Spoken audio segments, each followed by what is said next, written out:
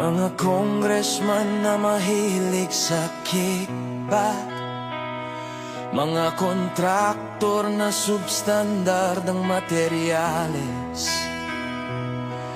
mga tao sa DPWH na mukhang pera. Nasaan ang puso nyo? Saan ang konsensya? Ano kaya